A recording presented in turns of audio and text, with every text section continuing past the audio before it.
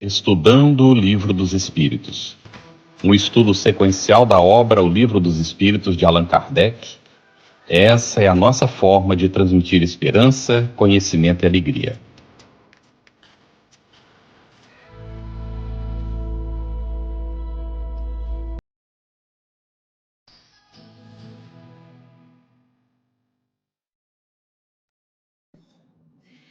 Olá, nossa saudação fraterna a você que está acompanhando o nosso Estudando o Livro dos Espíritos. Seja muito bem-vindo. A Cris, com quem nós dividimos aqui a responsabilidade e satisfação, Cris, estarmos aprendendo juntos. E também damos as boas-vindas às nossas intérpretes para Libras, André Beatriz e Ariane Rabelo. E nós hoje temos a satisfação de contar como convidados com Manuel Felipe Menezes da Silva Júnior, que é vice-presidente federativo da Federação Espírita do Amapá e é secretário da Comissão Regional Norte do Conselho Federativo Nacional da Federação Espírita Brasileira. Também é palestrante espírita. E Sandra Della Pola, é uma satisfação imensa, viu, Sandra? Trabalhadora da Sociedade Espírita Allan Kardec, em Porto Alegre, e tem auxiliado o movimento espírita em várias regiões do Brasil. Os nossos agradecimentos também aos nossos parceiros de transmissão simultânea que possibilitam que esse nosso estudo chegue até você. É uma satisfação renovada estarmos juntos novamente para mais uma noite de estudos. E hoje, meus amigos, nós seguiremos com o estudo do capítulo 7º, da Volta do Espírito à Vida Corporal, com o tema Prelúdio da Volta. Vamos estudar as perguntas 336 a 343. Muito bem, Cris. Vamos iniciar aqui, então, com uma pergunta para a Sandra, que é a 336. Poderia dar-se não haver espírito que aceitasse encarnar numa criança que houvesse de nascer?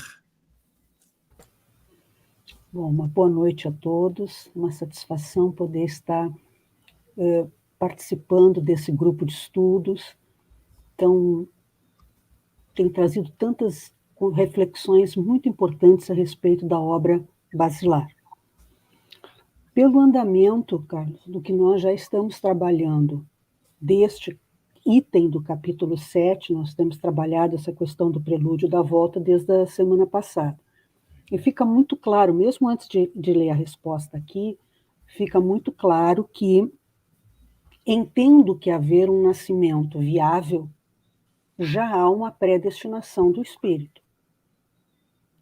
Então, a questão de ele poderia dar-se que ele não aceite, até poderia dar-se, mas haveria uma providência. Essa linha de raciocínio que levou Kardec a fazer a pergunta, exatamente porque já vinha nesse andamento de uma pré-organização. Então, vamos ver como é que se posicionam os espíritos. Deus a isso proveria. Quando uma criança tem que nascer vital, está predestinada sempre a ter uma alma. Nada se cria sem que a criação, acraseado, sem que para a criação presida um desígnio. Então, os espíritos estão aqui dentro de uma visão sistêmica do próprio item, demonstrando que efetivamente há uma linha de procedimento neste preparo, né? Nestes momentos iniciais do processo reencarnatório. É interessante a gente observar, aliás, no próprio livro, às vezes uma pergunta subsequente, ela vai levantar essa coerência de respostas. Nós podemos até fazer essa observação no Livro dos Espíritos. A coerência de resposta dos espíritos é que nos traz propriamente a construção de uma tese. Uma pergunta que esteja lá por volta da questão 500, ela não desmente a questão 2, a questão 3, a questão 15, a questão 50, pelo contrário, ela vai numa ideia de completude. Aliás, não é do nosso assunto de hoje, sim do da semana que vem, mas essa resposta ela já traz à tona as questões 355 e 356, agora do próximo item da união do corpo e da alma, e também as questões 344 e 345, que abrem o item da união da alma e do corpo. Ou seja, Deus não permitiria que este processo, que tem que se dar como vital, porque existe a hipótese de que haja um natimorto, que é exatamente as questões 355 e 356, mas a ideia, o desenvolvimento da proposta de pergunta é muito clara, ou seja, uma criança viável, portanto, uma criança que vai nascer com vida, que vai ter essa sobrevida, né? Não só aqueles primeiros momentos da reencarnação, mas o prosseguimento destes dias de vida no campo físico. Então, entendo que isto acontecer, retira-se, pois, a hipótese de um natimorto, de alguém que vai ter alguns minutos apenas, ou alguns momentos. Entendo que isto acontecer, Deus proveria. Ou seja, colocaria uma questão, uma organização em que daria conta desta situação. Ele nasceria com vida e teria, naturalmente, um espírito a ele ligado. Uhum. Essa é a providência divina e os mecanismos das equipes especializadas. Por isso que, semana passada, quando se falou das equipes especializadas, como, por exemplo, traz a obra de André Luiz, Os Missionários da Luz, fica muito claro ali que uma equipe especializada, tendo, naturalmente, o atendimento da lei maior, ela providencia, ela tem como fazer esse ajuste, essa organização, até porque de antemão ela já sabe das variáveis que vão entrar na reencarnação. É possível avaliar variáveis. Basta que alguém tenha um projeto, dentro do projeto a gente já viu as variáveis. Isso pode dar aqui, isso não pode dar ali, e a gente se prepara para dar conta destas variáveis.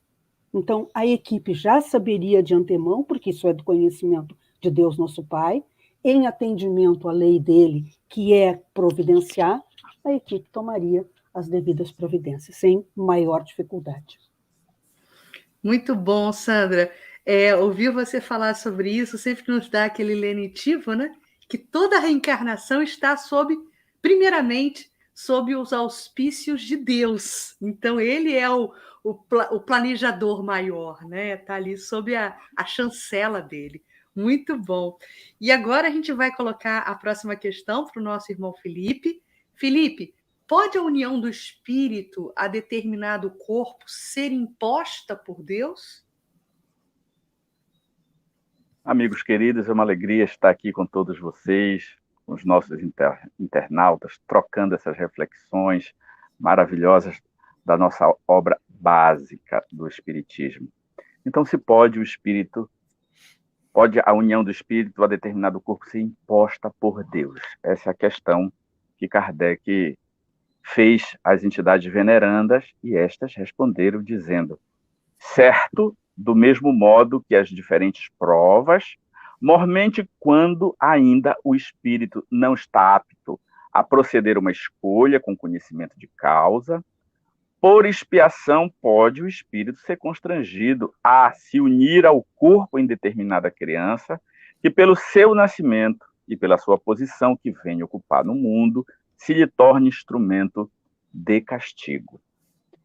A resposta dos benfeitores seguem uma linha de raciocínio das demais questões, mas aqui nós vamos encontrar já uma resposta mais detalhada, dizendo que o espírito que ainda não está com o senso moral amadurecido, ele não tem como fazer escolhas precisas. Aí vem a sabedoria, a onipresença, a onisciência, o poder maior de Deus, o autor da vida, que enquanto seu filho não consegue caminhar sozinho, ele então vai traçando os rumos.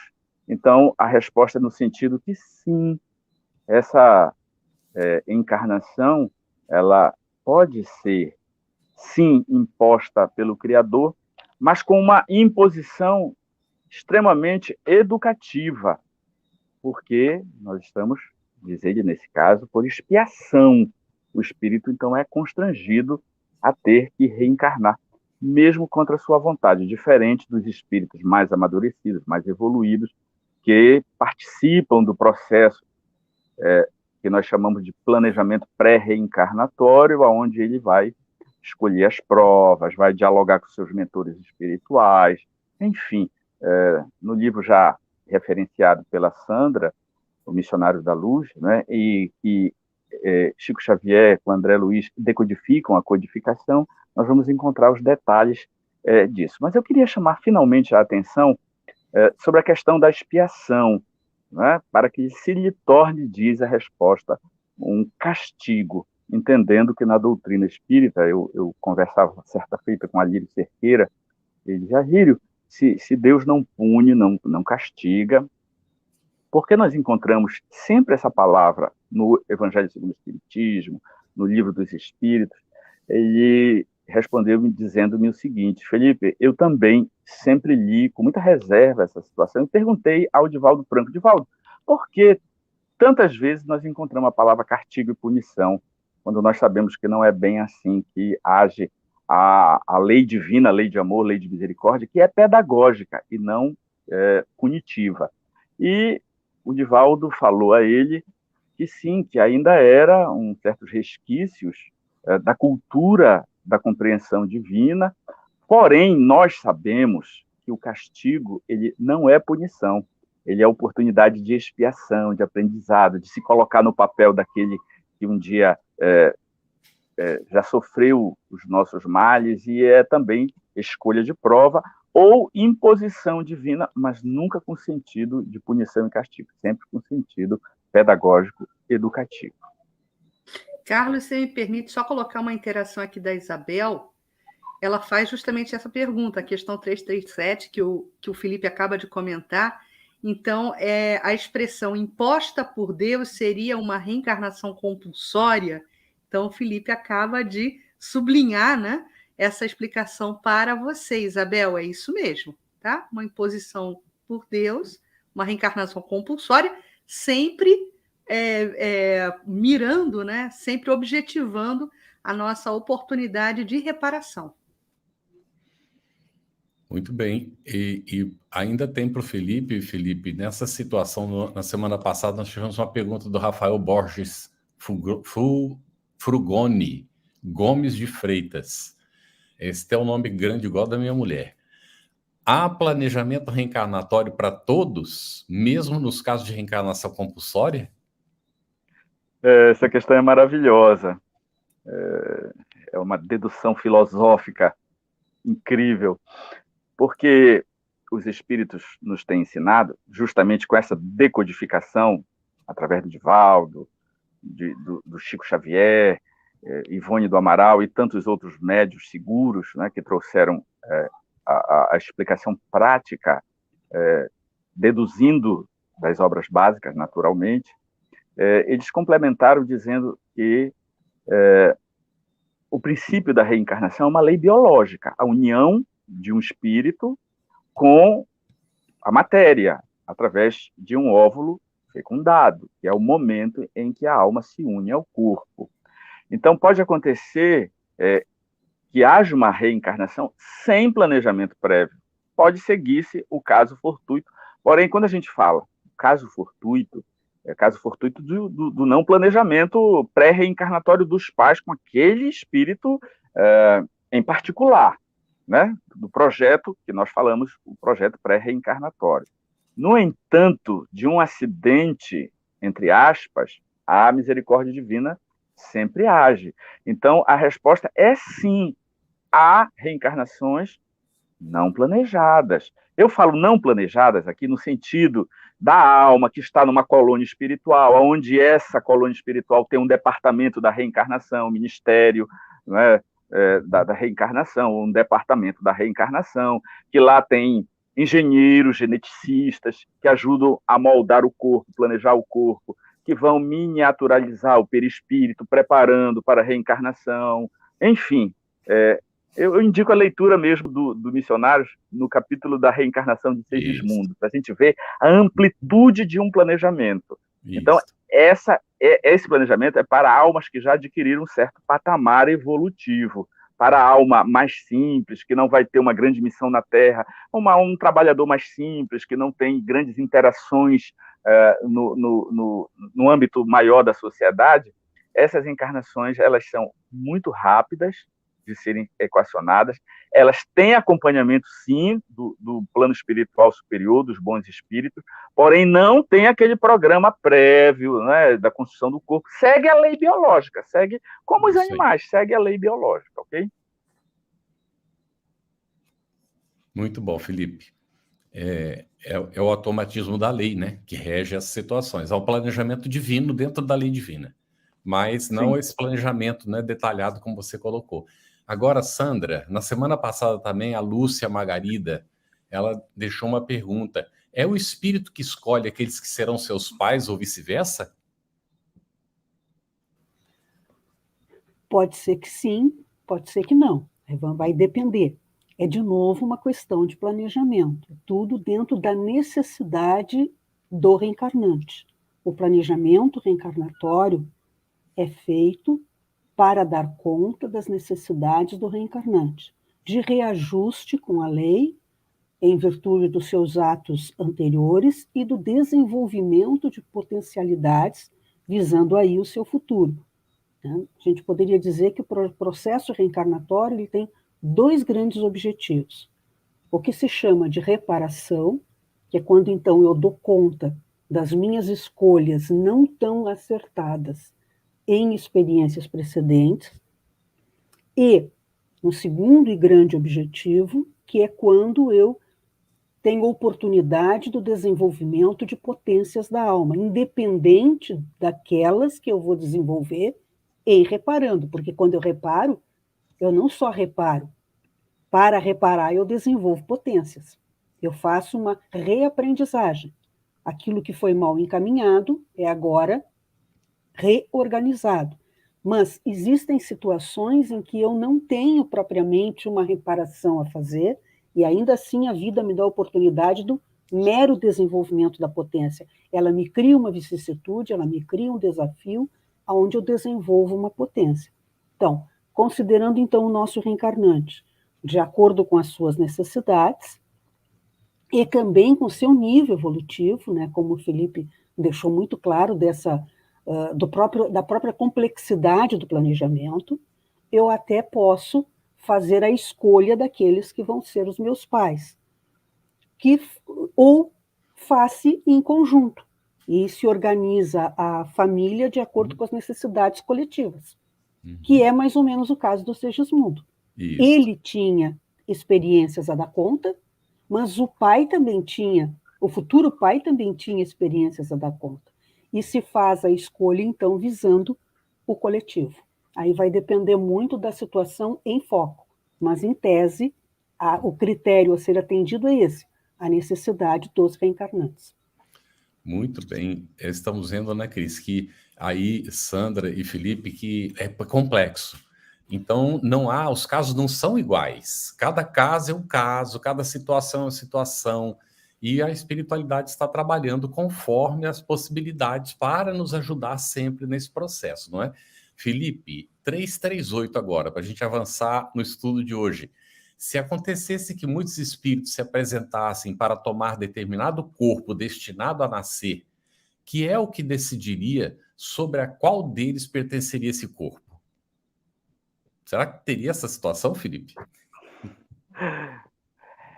Essa é uma pergunta muito interessante e instigante feita por Allan Kardec, né? Veja que Allan Kardec trabalhava com um conteúdo que ninguém tinha ainda. Então, hoje é muito fácil a gente trabalhar com as questões das revelações, porque nós temos Kardec, nós temos Chico Xavier, Divaldo, nós temos um manancial de informações. Ele não as tinha, ele tirava da potência da sua própria alma, que era um dos integrantes da falange do Cristo, né, do Consolador prometido, que reencarnou justamente para perguntar. E as perguntas, elas são tão importantes, ou até mais importantes que as respostas, porque elas instigam, né? Então, ele criou essa hipótese. Tá, então tem ali um corpo a se formar. E se muitos espíritos, uma galera de espíritos se apresentar para ocupar aquele corpo, cujo espermatozoide já está ali nas trompas, subindo em direção ao óvulo, o óvulo já prestes a ser fecundado. E aí? Tem 1, 2, 3 espíritos. Essa questão ela é maravilhosa. Por quê? Porque não é bem assim, né? Mas essa questão serve para que a gente possa fazer um raciocínio muito legal. Veja que os espíritos responderam a essa questão de Kardec. Muitos espíritos podem pedi-lo, mas em tal caso Deus é quem julga qual o mais capaz de desempenhar a missão a que a criança se destina. Porém, como eu já disse, o espírito é designado antes que soe o instante que haja de unir-se ao corpo. Os espíritos são precisos, falam pouco e dizem muito. É uma das características da linguagem dos espíritos elevados, né? Ora, a sabedoria divina sabe, no caso, que espírito deve ocupar aquele corpo. Mas o importante, gente, que não é a partir do corpo. Não é a partir do corpo essa escolha. Essa escolha vem do mundo espiritual. E o corpo é só o efeito da necessidade de reencarnar de uma alma. Não é assim, aquele corpinho que vai nascer daqueles pais precisa ocupar essa ou aquela alma. Não, não é assim.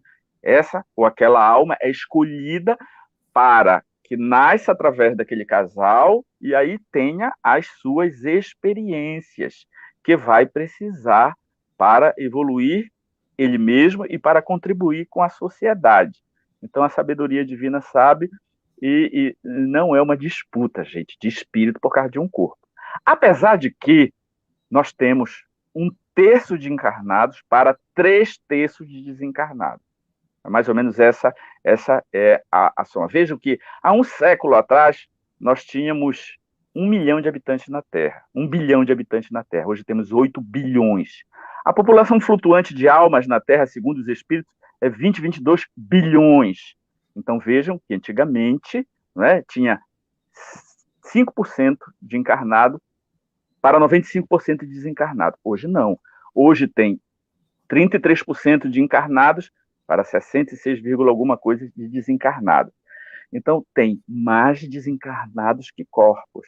Então, naturalmente, que os casais modernos, tendo menos filhos, claro que os espíritos estão loucos para reencarnar, para avançarem, não é? Para evoluírem, e há, sim, uma demanda, vamos dizer, por novos corpos, ok? Isso não quer dizer que haja conflito de espírito com espírito, para fazer valer a vida daquele corpinho que está em vias de se formar. E outro, só para finalizar agora, a última frase que diz, antes que soe o instante que haja de se unir ao corpo. Esse soar do instante é justamente a fecundação do óvulo pelo espermatozoide, ok?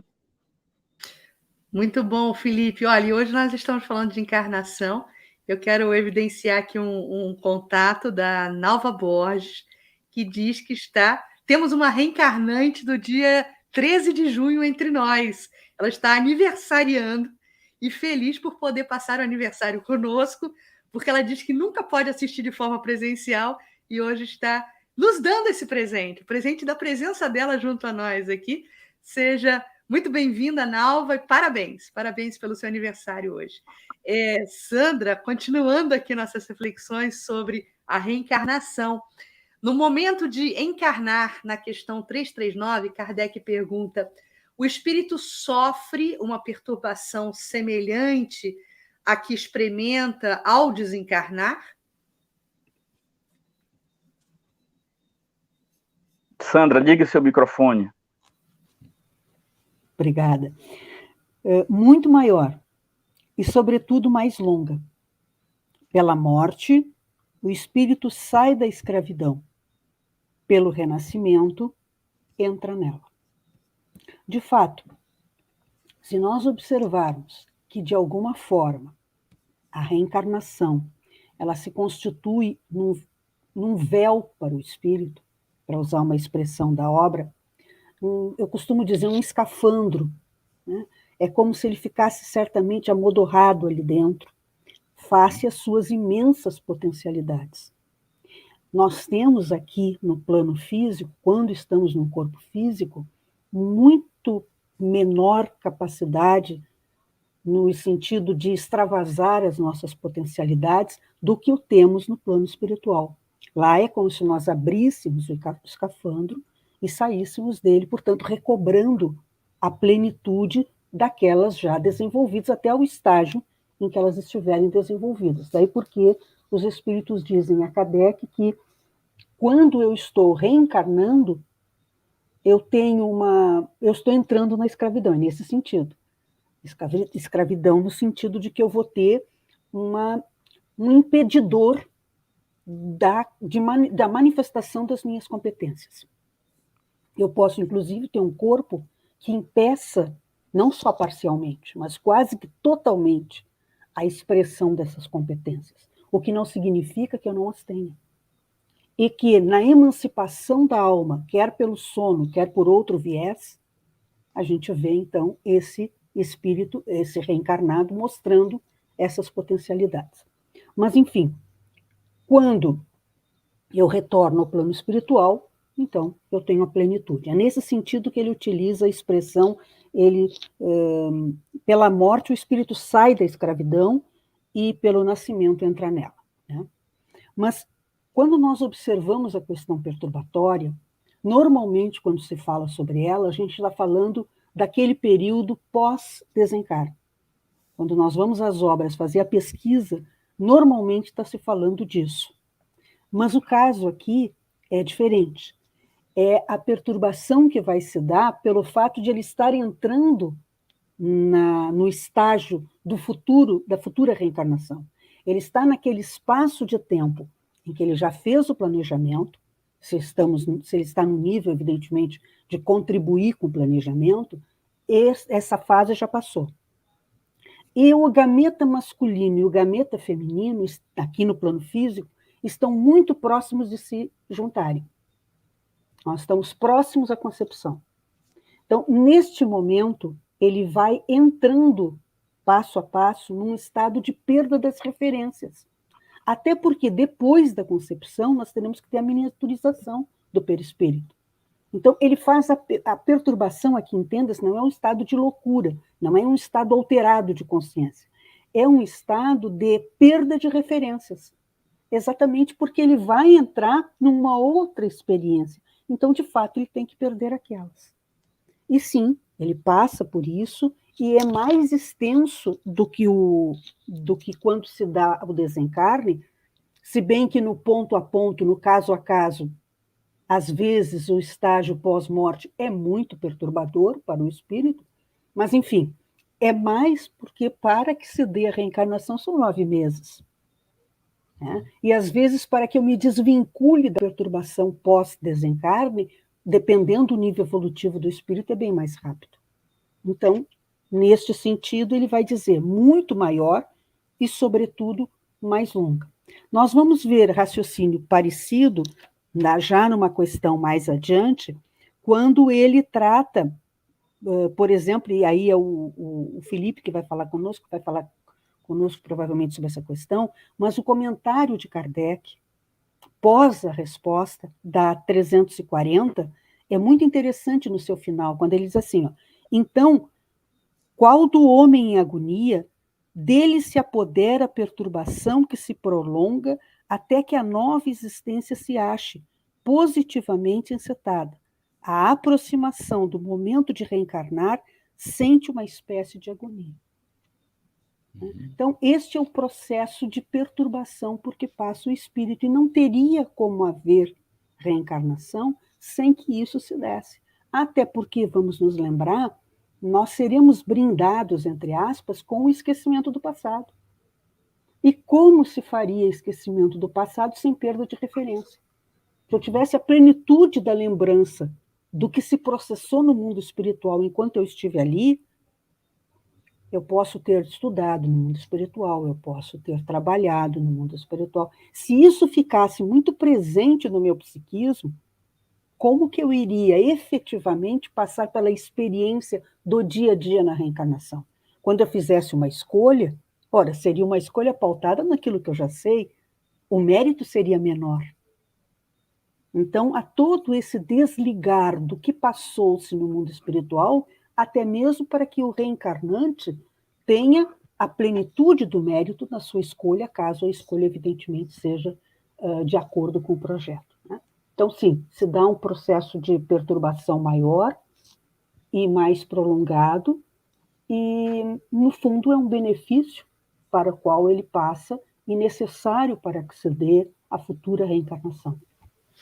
Muito bom. Sandra, Carlos, só uma permissão, só um minutinho, só para a Sandra ratificar. O Ricardo Mendes pergunta assim, Sandra, quando se fala muito mais longo, significa os 9 meses de gestação? Sim, exatamente. Porque na sequência nós temos a reencarnação. Com a reencarnação, a perturbação se extingue. É essa perturbação de que está falando a questão 339. Ela vai se extinguir com o nascimento. Então, é esse interregno aonde vai se dar todo o processo em que faz-se o encaixe. Porque nós temos desde a seleção do espermatozoide, que é feita previamente, né? Aí junta-se ao óvulo, liga-se o reencarnante, e nesse momento, então, ele vai fazendo a miniaturização. Ele vai se amoldando à nova experiência. Isto tudo leva 9 meses, aproximadamente. Um pouquinho mais, um pouquinho menos em alguns casos, mas é dentro de um razoável para que se processe tudo o que é necessário. Muito bem, Sandra. A Jane Lima, na semana passada, fez uma pergunta justamente referente a essa questão 340, e que foi: os prelúdios da reencarnação são uma espécie de agonia para o espírito, conforme está escrito lá, e ela pediu para explicar essa agonia. A Sandra acabou de explicar isso agora, mas de toda maneira, Felipe, a 340 está contigo, e a pergunta é solene para o espírito o instante da sua encarnação? Pratica ele esse ato considerando grande e importante? Muito bem, antes de entrarmos nessa resposta, eu gostaria de complementar um pouquinho ainda essa questão que a Sandra nos brindou, com muito detalhe, com muita sabedoria. Nós vamos encontrar num livro chamado Nossos Filhos São Espíritos, de Hermínio de Miranda, que ele referencia 2 grandes obras sobre regressão de memória, inclusive regressão de memória ao período intrauterino e o período pré-reencarnatório. E lá os espíritos, em síntese, quase todo mundo, os espíritos não, as pessoas colocadas em regressão de memória no período da gestação. E elas dizem, os espíritos foram unânimes em dizer: morrer é muito fácil, renascer é um processo muito dificultoso, de muito sofrimento, porque o espírito vai perdendo. Nós vamos encontrar também em Nosso Lar, na obra Nosso Lar, a preparação, né, da mãe de Lísias para reencarnar. Ela se matricula no departamento da reencarnação. Lá ela vai fazer o planejamento, vai fazer a miniaturização. Isso tudo, o espírito vai perdendo a lucidez do mundo espiritual justamente para entrar na matéria. E essa perturbação é esse processo aí, que além de biológico, é espiritual, ok? Então, se é solene, perguntou Kardec aos espíritos, esse momento da reencarnação é super solene. Inclusive, no Nosso Lar, eles fazem uma espécie de evocação do pai de Lísias, que já está reencarnado com 6 anos de idade, salvo engano, e lá fazem uma reunião, tipo uma reunião de materialização. Eles se reúnem com técnicos do Ministério da Comunicação, lá fazem uma evocação ao pai, o pai vem, né? E aí se lembra dos filhos, sauda a família e diz que está esperando a amada voltar. Então é solene, começa no mundo espiritual, antes da matrícula no departamento da reencarnação, e os espíritos responderam a Kardec justamente isso. Ele procede, o reencarnante, o espírito candidato à reencarnação, procede como viajante que embarca para uma travessia perigosa, que não sabe se encontrará ou não a morte nas ondas que se decide a afrontar. Justamente essa resposta é corroborada pelo que disseram as pessoas em processo de hipnose regressiva. Elas dizem justamente isso. É uma certa angústia de saber se vão passar pela prova com correção, se vão cair, se vão dar conta, né? E nós vamos encontrar isso justamente no comentário de Kardec, que ele diz que é justamente isso. O espírito pode naufragar, ele pode não dar conta da prova. Mas, assim, para o espírito, esse renascimento, para ele, diz Kardec, e nós vamos encontrar em Nosso Lar também, nascer na Terra é morrer no mundo espiritual. Vejam que quando ela, a mãe de Lísias, vai se matricular no curso preparatório de reencarnação, os filhos ficam ali saudosos, se despedindo, como uma pessoa que vai morrer no mundo espiritual e renascer aqui. Então, o grande medo, não só das provas futuras, é o medo de esquecer, é o medo de estar preso a um corpinho. Não é fácil. O espírito que pode se deslocar por volitação, ir de uma colônia a outra, ir de um planeta a outro, de repente, ele está escravo num corpinho, cujo corpinho ainda não tem as trilhões de células neuronais do cérebro adulto. É por isso que essa perturbação ela não é só de 9 meses. Ela vai até a primeira infância, quando os lóbulos frontais não estão preparados. Vejam que o cérebro perispiritual tem trilhões de neurônios. O cérebro infantil não está desenvolvido. Então, a reencarnação não se deu, porque a reencarnação é a união do perispírito ao corpo físico, molécula a molécula, célula a célula. Ora, se no corpo infantil não tem todos os neurônios formados, claro que a inteligência não pode manifestar-se. E aí, essa perturbação é no sentido, não é perturbação como uma pessoa doente mental que esteja perturbada. Não é isso que se fala. A perturbação é essa falta de lucidez, de possibilidade de expressão de toda a potencialidade da inteligência, das emoções, da alma adulta, num corpinho criança. Então, é justamente, como disse a Sandra, a gente entra num escafandro que nós temos os nossos movimentos tolhidos. Mas o problema não são os movimentos. A grande dificuldade é o medo de não dar conta de expressar tudo o que sabe. E outro medo também é saber que se está indefeso, que os pais têm poder de vida e de morte. Então há um certo medo, sobretudo do espírito inferior, que já faliu na família, que tem medo de passar pela prova, de ser abandonado, enfim, são tantas as incertezas que a alma sente essa dificuldade ante a reencarnação. Então não é tão simples. Por isso que os espíritos, e por isso que no livro Nossos Filhos São Espíritos, nós vamos encontrar que desencarnar é um processo muito mais fácil que reencarnar.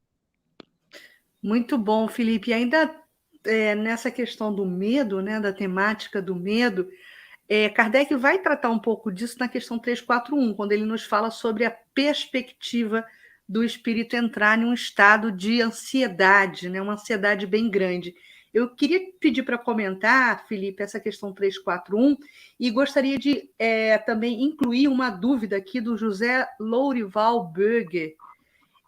Na segunda parte da questão, ele coloca assim: havendo sido previsto uma expiação severa para esse espírito reencarnante, esta situação pode ser atenuada face seu comportamento, ou seja, a gente está falando de um processo de ansiedade e logo na sequência, né, um processo de êxito do espírito reencarnante. Comenta um pouquinho sobre isso para a gente. Essa ansiedade, né, já é essa preocupação,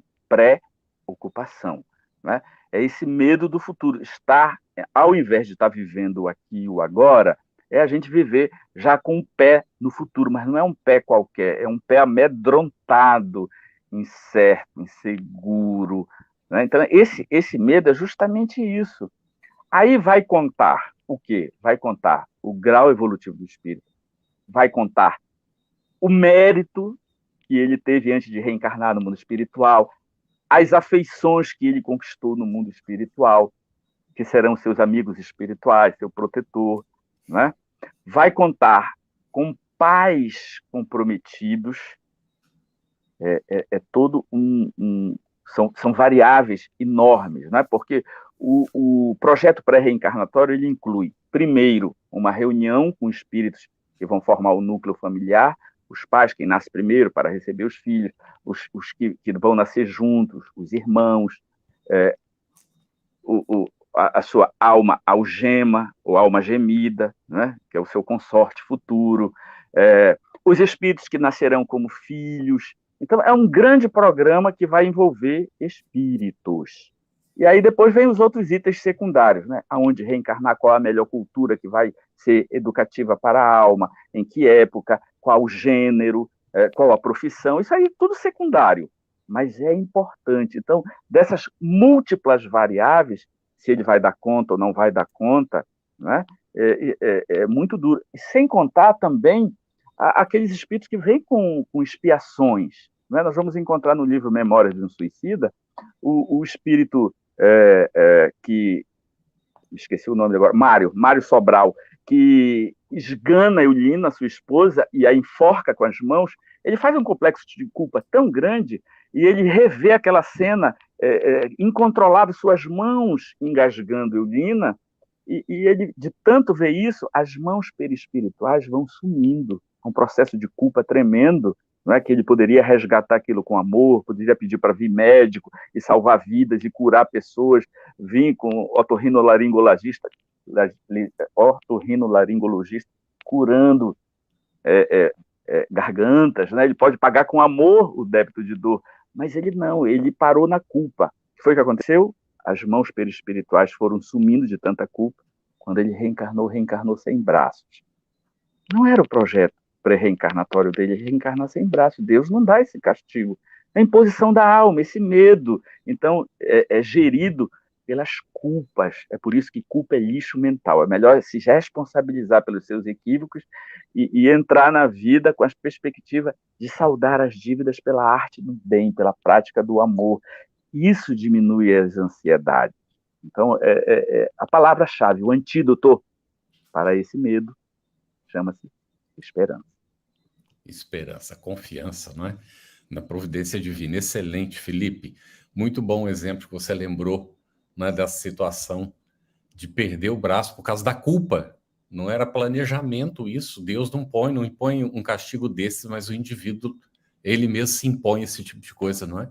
É por isso que a gente tem que realmente tranquilizar o coração, orar muito, pedir auxílio, não é? E confiar mais na providência divina.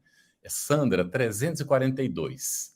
No momento de reencarnar, o espírito se acha acompanhado de outros espíritos, seus amigos, que vêm assistir a sua partida do mundo incorpóreo, como também depois vem recebê-lo quando ele volta pela desencarnação? Resposta dos espíritos. Depende da esfera a que pertence. Se já está nas em que reina a afeição, os espíritos que lhe querem o acompanham até ao último momento, animam e mesmo lhe seguem, muitas vezes, os passos pela vida em fora. Se nós formos de novo recorrer à obra que temos citado já aqui várias vezes, Missionários, ali o episódio do Segismundo, nós vamos ver que foi exatamente isso que aconteceu. Eram espíritos que ainda tinham reparações a serem feitas, reconstruções a serem feitas, e os espíritos que estavam encarregados do processo, do planejamento, da construção do planejamento, estavam ali acompanhando o momento em que se daria a concepção. Portanto, estavam ali com o Segismundo, que já estava no período de perturbação, que já estava vivenciando aquela agonia do vai dar certo, não vai dar certo. Os espíritos acompanharam aquele momento, presidiram o processo todo, e um deles ficou encarregado de, pós-nascimento, continuar próximo ao Segismundo. Então, o caso relatado pelo André Luiz na obra mostra exatamente aquilo que os espíritos estão nos apresentando aqui como resposta. Ou seja, nós temos o acompanhamento do reencarnante até que se dê propriamente a concepção, e posterior a designação de quem vai acompanhá-lo. Outra obra de André Luiz também nos trouxe essa referência, que aí é a obra que vem antes dos Missionários, na cronologia de publicação, que foram os Mensageiros. Ali nós temos um grupo de trabalhadores que foram preparados, trabalhadores espíritas, que foram preparados no mundo espiritual para dar conta de uma tarefa de serviço ao próximo. E um deles, em especial, a própria ministra responsável por todo o projeto, vai acompanhá-lo até o momento da reencarnação. Eu não vou contar, eu só estou dando um spoiler, não vou contar o que acontece depois da reencarnação desses personagens, porque é exatamente isso que André fica conhecendo. André Luiz vai ao departamento em que estão os que voltaram do plano físico pós-reencarnação, reencarnação que foi planejada das suas necessidades, nos seus detalhes. Eles foram preparados a partir de cursos de formação para as tarefas que iriam desenvolver. Eles foram acompanhados pelos espíritos responsáveis, num deles, que agora não me vem à mente o nome, a própria ministra do setor, ela vai acompanhá-lo para referendar. E, infelizmente, alguns deles não conseguem dar conta minimamente do projeto reencarnatório. Mas isso é um assunto para mais adiante no livro, não vamos antecipar. Mas o fato é que, sim, em havendo evolução para isso, né, em havendo necessidade, sendo aqueles projetos que demandam maior cuidado pelo conjunto de detalhamentos, porque planejamento a rigor, nós podemos dizer que sempre exista, depende o grau de planejamento que vai ter.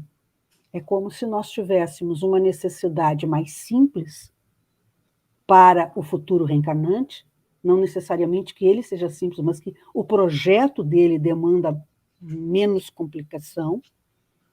Por exemplo, o caso que nós temos na obra do menino, também André Luiz, se vocês lembrarem a obra, me digam, ela não me vem à mente, o menino que se suicida no mar, e ele tem que retornar apenas para o completude daquele período que ficara faltando. Entre a terra e o céu. Isso, entre a terra e o céu. Nada como ter um cérebro que funcione ainda. O meu, com a idade, ele foi desacelerando. Mas, enfim. Mas, às vezes, a gente não lembra, não. Né, tá falando a resposta e não vem a ideia exatamente que a gente gostaria. Mas, enfim, o Júlio, que é o espírito, ele precisa apenas, não é complexo, apenas juntar pai e mãe, que vão dar esse suporte, ele vai renascer, completa o período, retorna ao mundo espiritual para novos preparos, para então uma outra reencarnação de maior complexidade. Então, dependendo o grau da complexidade do projeto, nós vamos ter o acompanhamento ou não. É isso que ele quer dizer. Depende da esfera que pertence. Então, dependendo disso, mas a média dos projetos reencarnatórios descritos nas obras, nós vemos esse acompanhamento. O que é muito consolador a todos nós. É muito tranquilizador saber que se está na experiência física e que ela tem um sentido, ela tem um objetivo, ninguém está aqui a passeio, nós estamos aqui para poder progredir, para poder desenvolver as competências que já trazemos, e não estamos sós. Isso, a mim, sempre pareceu, desde que eu conheci a doutrina espírita, extremamente tranquilizador, né? Reconfortante, saber que nós podemos contar com as equipes espirituais que organizaram o nosso projeto, sabermos que podemos contar com a designação de um espírito em específico, que ficou responsável para nos amparar dentro das nossas necessidades, e isso é pontual, ele está responsável e cuida especificamente daquele espírito, o que depois a obra vai estudar lá nos Anjos Guardiães, mais adiante também no livro. Isto pode nos trazer um suporte muito grande do ponto de vista emocional, para que nós saibamos, na hora da prece, que não se faz a prece sem que se esteja um acompanhamento. Quer dizer, o sentido de orar é ligar-se com estes amigos que estão ali disponíveis, desde que nós estejamos disponíveis para fazer a conectude e deles recebermos o amparo que seja necessário naquele momento.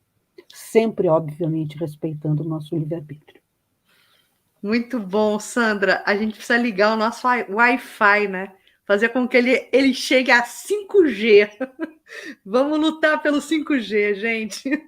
Olha, a gente vai colocar a última questão aqui para o para o nosso irmão Felipe, e aí depois, né, Carlos, a gente faz uma varredura pelas questões do chat. Mas então... Vai ter um monte de perguntas. Muita pergunta, exatamente. Olha, 343, Felipe, os que vemos em sonho, que nos testemunham afeto e que se nos apresentam com semblantes desconhecidos, são alguma vez os espíritos amigos que nos seguem os passos na nossa vida? A resposta é sim. Muito frequentemente são eles que vos vêm visitar, como ir de visitar um encarnado. Então, quando a gente sonha com um benfeitor espiritual que nós não lembramos, pode ser um amigo espiritual, porque todos nós contamos com um mentor que avaliza a nossa reencarnação, não é? Que, inclusive, é muito interessante o caso da Dona Ivone. A Dona Ivone sempre teve Charles como seu mentor espiritual. E ela pensou a vida inteira que era o mentor espiritual dela. Quando ela já estava velhinha, ela teve uma reunião num salão enorme, que estava lá Bezerra de Menezes, estava Charles, e estava um espírito que se notabilizava como mais categorizado espiritualmente. E aí ela vai e vê que é ele conversa com ela, dizendo que a jornada reencarnatória dela estava ao fim. E aí ela conversou com o Raul Teixeira, foi o Raul Teixeira que me contou esse caso. Raul Teixeira foi visitá-la e ela teria dito a ele o seguinte: Raul, a minha jornada está chegando ao fim. E você sabe que agora que eu conheci meu mentor espiritual, é porque Charles era mentor da tarefa mediúnica, não é? Mas o mentor que avalizou a reencarnação dela, e o mentor sempre mais evoluído que o seu protegido, e o mentor espiritual, devo dizer a vocês, amigos, ele não é babá da gente, não. O mentor espiritual guarda a relação mais como um pedagogo, como um instrutor, tal qual Emmanuel ao Chico Xavier, né? Que no início ele era muito firme, muito rígido com o Chico Xavier, porque estava disciplinando. Porém, mais à frente, o Chico ganhou tamanha estatura de experiência que ele já dialogava tete a tete com André Luiz, com Emmanuel, né, porque ele já estava mais lúcido. Né? Muito interessante isso, porque certa vez, Dona Marlene Nobre, ela tinha sonhos com André Luiz.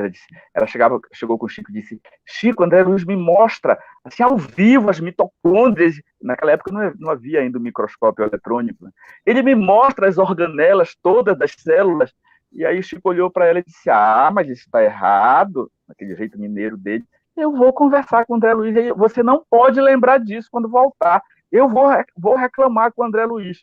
A partir desse dia, ela não lembrou mais dos sonhos que ela tinha com o André Luiz, preparando-a para a sua missão. Né? Imagine a estatura do Chico. Outro exemplo muito interessante, o Peixotinho, quando foi lá, né? Peixotinho, quando materializava, era sem ordem. Os espíritos jogavam as coisas, quebravam cadeira. Era uma bagunça na casa dele. E certa vez ele foi fazer uma reunião mediúnica lá com o Chico Xavier. E houve ordem, e os espíritos se materializavam um atrás do outro, e muitos vinham beijar a mão do Chico Xavier, só para a gente ter uma ideia da grandiosidade do Chico, mas em relação ao seu protegido era bem maior. Todos nós contamos com essa proteção a nível educativo. O nosso benfeitor espiritual, às vezes, nós passamos uma vida inteira e não sabemos quem é. Ele nos guarda, nos protege, nos orienta, sobretudo no canal intuitivo. Nunca tolhendo o nosso livre-arbítrio, nem interferindo indevidamente em nossas vidas. E às vezes nós sonhamos com eles. Nem sempre lembramos. Mas aquele dia que nós acordamos mais leve, mais disposto, o sol está brilhando mais, nós estamos mais felizes, é porque nós guardamos relações espirituais com benfeitores. Nós fomos levados a colônias, participamos de cursos, encontros na esfera dos sonhos, no mundo espiritual. E aí nós nos abastecemos de energias para as lutas. Para as lutas. Então, a gente pode dizer que a gente precisa sintonizar melhor com o nosso mentor, através da oração, através da meditação, através do bem, sobretudo na prática do bem. É uma hora que o nosso mentor vai estar ao nosso lado quando nós estamos desempenhando uma função de relevância espiritual. Ele sempre estará ao nosso lado, mesmo que nós não saibamos o seu nome. A que gênero ele reencarnou na última encarnação, não sabemos da onde ele veio, mas é um amigo nosso e guarda a relação de várias reencarnações, muitas das vezes atrás, e que nos ama, e que nós os amamos, e que eles nos acompanham passo a passo. Então, nosso mentor é nosso instrutor. Muito bem. Eu vou pedir para a Sandra e o Felipe, se a gente pudesse ser assim, pontuais as respostas, que são muitas perguntas agora e resta pouquíssimo tempo para a gente fechar, não é, Cris?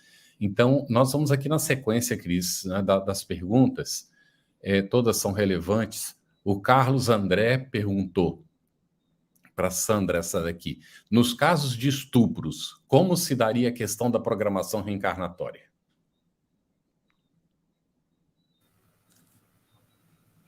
A questão do estupro ou de qualquer outra situação em que se dê por acidente, né, que não seja exatamente programada a gravidez, o projeto para a equipe espiritual não sofre assim de maior dificuldade, porque como eu já vinha dizendo, já disse isso antes, as equipes vão acompanhando e vão vendo as possibilidades. Então, já vão previamente organizando as soluções viáveis para que se aconteça isso, se aconteça aquilo. O estupro já está na mente do estuprador, né? Ele é uma novidade para quem vai vivenciar aquela experiência terrível, aliás, no plano físico. Talvez seja uma das experiências mais dolorosas que uma mulher tenha que vivenciar. Mas não se trata nem mesmo de uma injustiça, nem de uma novidade para a equipe espiritual que esteja ali acompanhando. Então, viabilizar uma organização de um espírito para reencarnar não traz dificuldade à equipe. Até mesmo, preciso também que a gente considere, claro que o aborto vem na sequência, né, dos nossos estudos, mas só trazendo uma antecipação, é preciso que nós consideremos que o espírito que vai reencarnar, no que pese poder ter a parecença física dos pais, e aí então também do estuprador, não quer dizer que seja um espírito do nível do. Pode-se dar a presença de um espírito de uma hierarquia maior do que do partícipe daquela trama.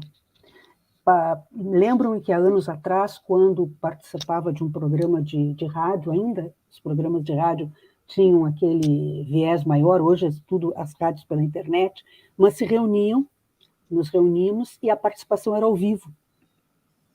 E diante de alguém que estava ali defendendo, junto conosco na equipe, o aborto para estes casos, veio uma senhora e pediu para falar comigo no intervalo, e ela me autorizou a contar o episódio. E o caso se deu exatamente o reencarnante, o espírito que reencarnou, e ela deixou que viesse a lume a reencarnação, foi aquele que cuidou dela na velhice.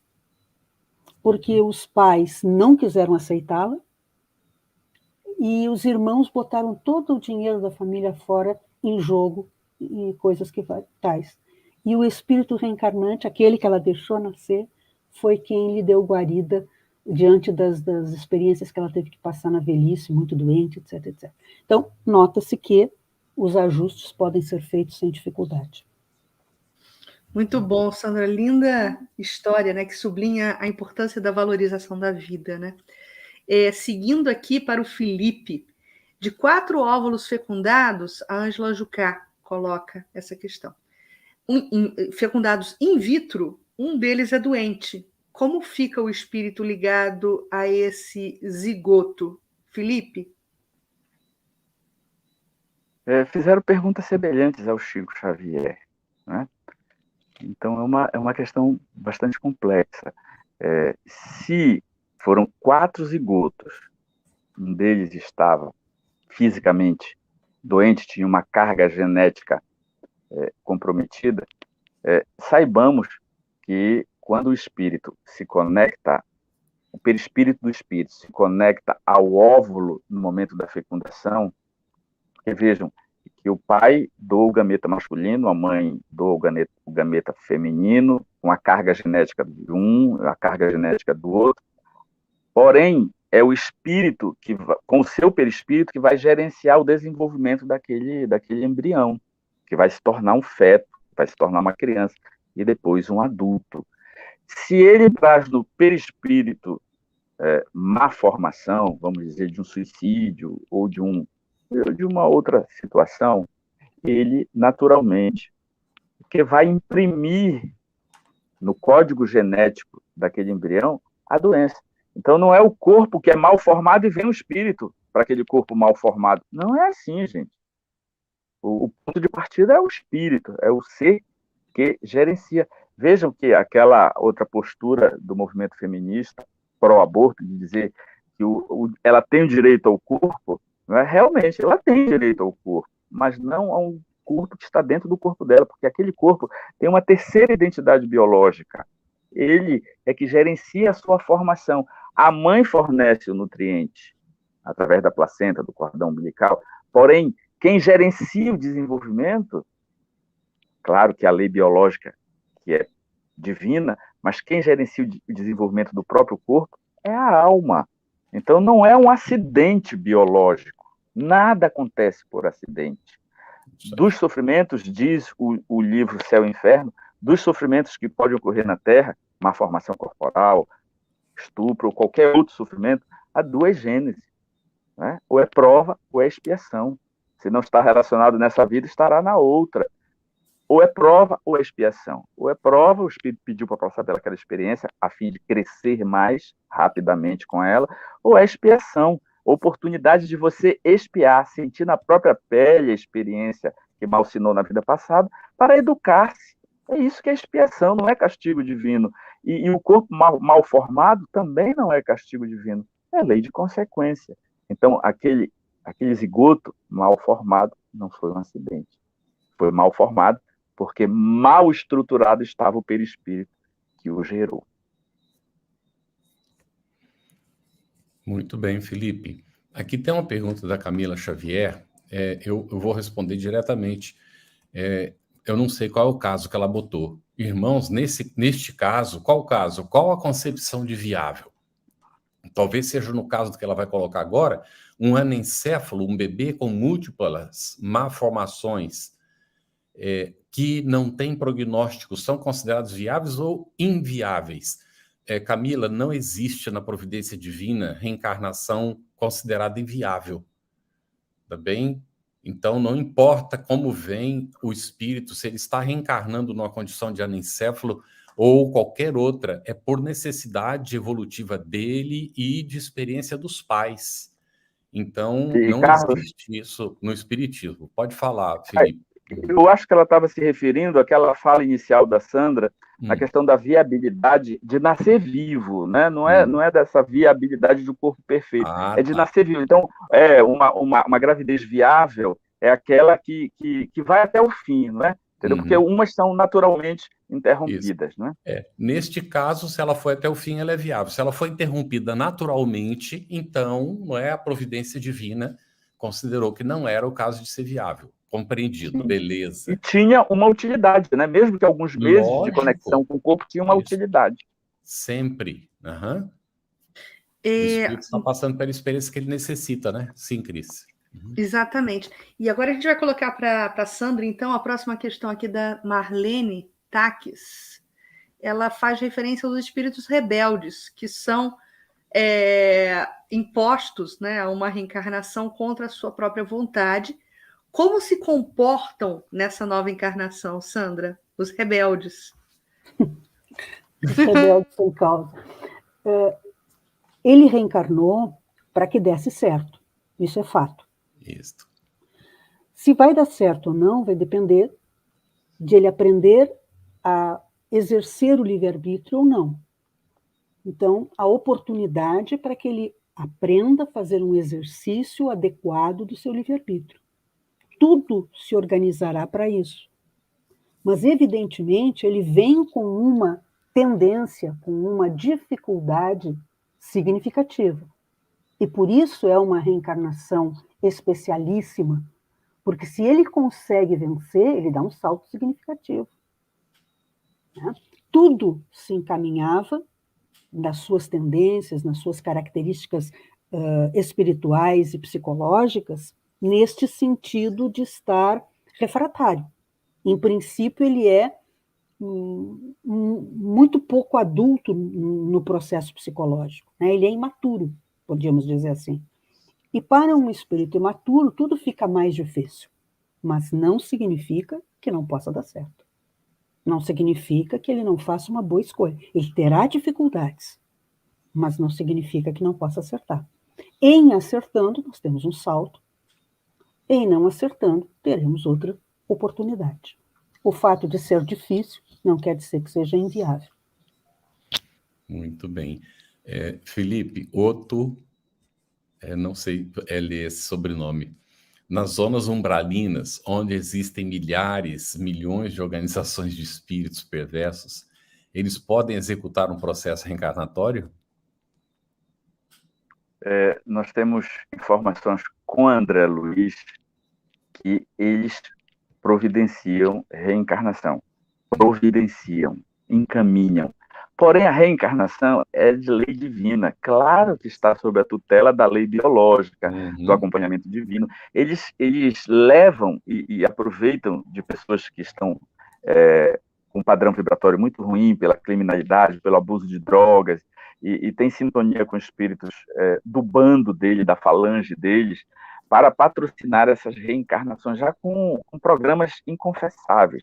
Mas vejam bem, apesar deles encaminharem, não são eles que providenciam, porque se não for para acontecer, a espiritualidade superior não vai permitir, Deus não vai permitir, a lei biológica será confrontada e não vai permitir.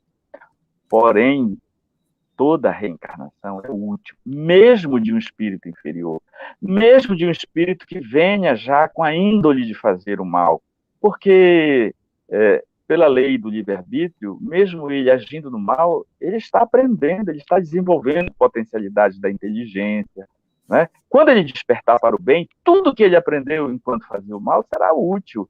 Então, a reencarnação é essa oportunidade bendita, né?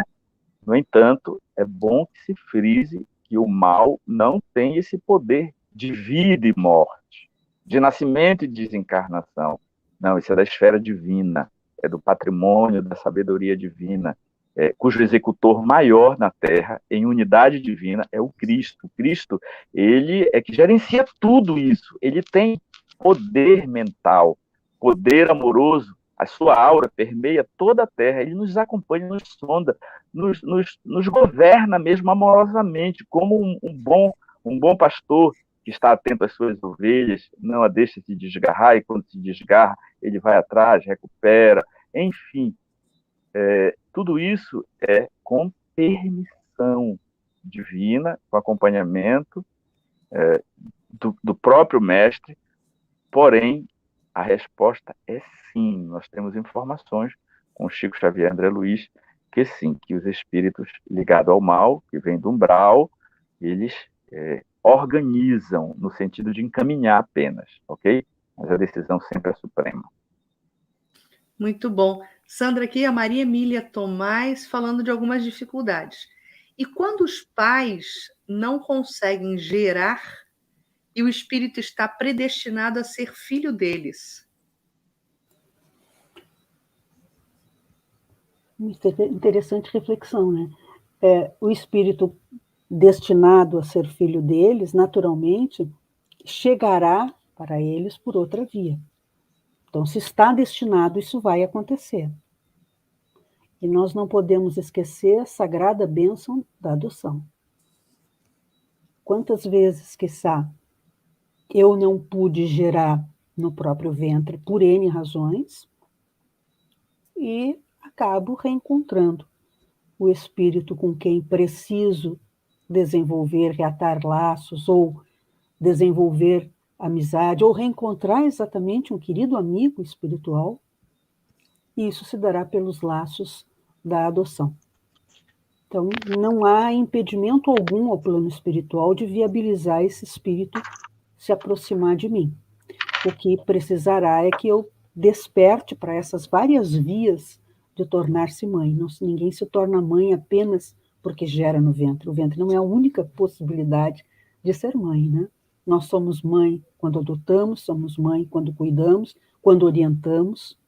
Quantas vezes também podemos reencontrar em outro momento esse reencarnante. De qualquer forma, a sabedoria divina vai providenciar esse encontro, se ele tiver que acontecer. É preciso que estejamos abertos a esses inúmeros chamados da vida. Muito bem, Sandra. A última pergunta, então, para o Felipe. A Karine Silveira. As reencarnações, nascimentos de bebês prematuros também fazem parte do planejamento reencarnatório do espírito que reencarna antes dos 9 meses? Sim e não, porque os acidentes do lado daqui pode acontecer, um escorregão, uma queda, né?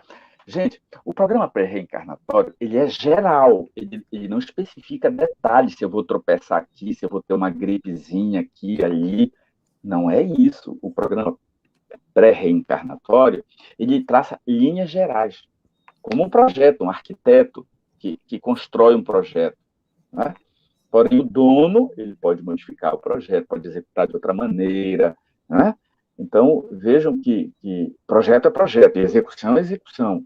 E essas intercorrências, não importa, para a economia espiritual da alma reencarnante, se ela vai nascer de 8 meses, 9 meses, 7 meses, gente, tem bebê aí com menos de 500 gramas, imagine 500 gramas daqui na palma da mão, que se cria sem sequelas. Hoje, a neonatologia, a natologia que cuida dos bebês, todas as ciências médicas, né?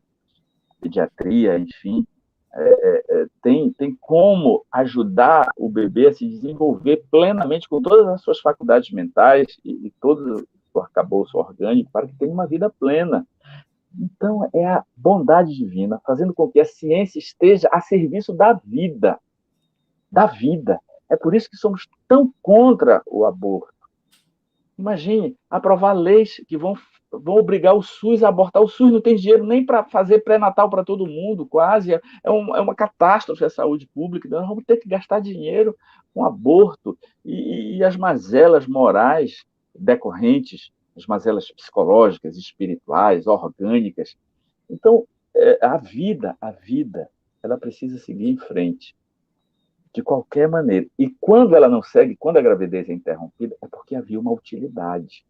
E nós vamos encontrar em André Luiz também alguns espíritos que tiveram a sua reencarnação frustrada, que eram suicidas renitentes, múltiplas vezes suicidas, que precisam do choque biológico, primeiro para estancar aquela compulsão suicida, e fica algumas horas, alguns dias, alguns meses no corpo, e aquela ansiedade de querer reencarnar, e é obstacularizado isso, justamente para que na próxima ele venha com mais força ainda. Então, é pedagógico para a alma. Deus, na sua sabedoria, ela prevê todas essas possibilidades. Nada acontece ao acaso, não é inútil.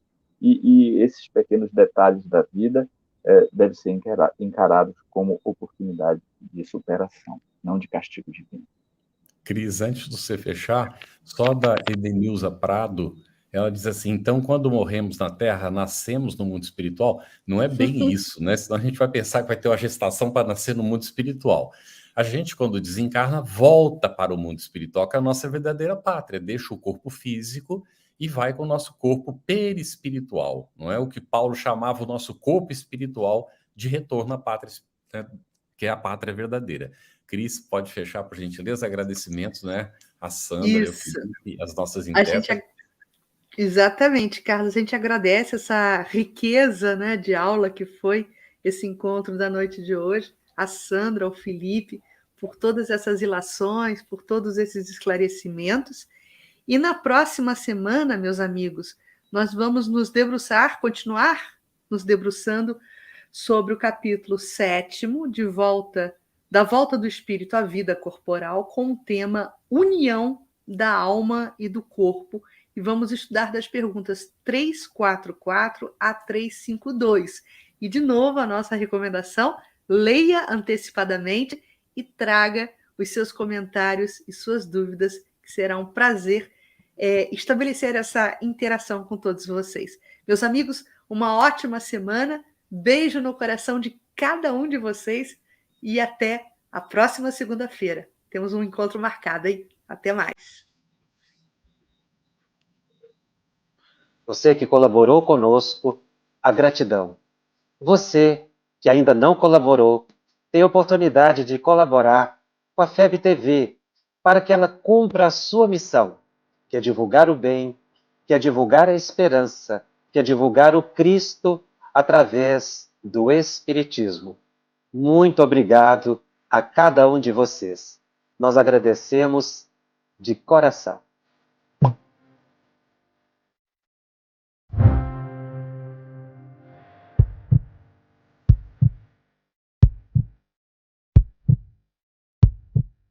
Iniciamos hoje a campanha Conheça a Federação Espírita Brasileira, que busca mostrar quem ela é. O trabalho realizado por meio desta instituição centenária, trazendo você para dentro da nossa casa. Como surgiu a Federação Espírita Brasileira? De Augusto Elias, o seu fundador, aos dias de hoje, o que ocorreu? Quem foram e quem são os vultos que fizeram e fazem parte dessa história? Qual a relação de nomes como Chico Xavier, Bezerra de Menezes, Ivone Pereira com esta instituição? Qual a sua missão? Como ela atua na formação do homem de bem? Apresentaremos a Federação Espírita Brasileira em formato dinâmico com vídeos, depoimentos, postagens históricas, áudios. Conheça e faça parte desta família.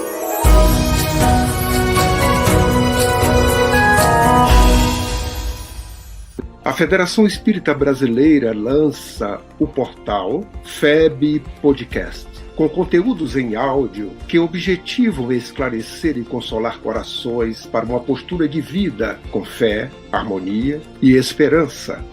Diretamente dos estúdios da Federação Espírita Brasileira, está começando o podcast Espiritismo em Pauta. Você está ouvindo o podcast Estudando o Livro dos Espíritos. Olá, eu sou o Thiago Toledo e você está ouvindo o podcast do Cidadão do Universo. Você está ouvindo o podcast do Entre Dois Mundos. Você está ouvindo o podcast do Gostinho de Leitura. Estudando o Livro dos Médiuns. Olá, eu sou a Marina Miranda e você está ouvindo o podcast Minha Nada Mole Encarnação. Essa é a nossa forma de transmitir esperança, conhecimento e alegria.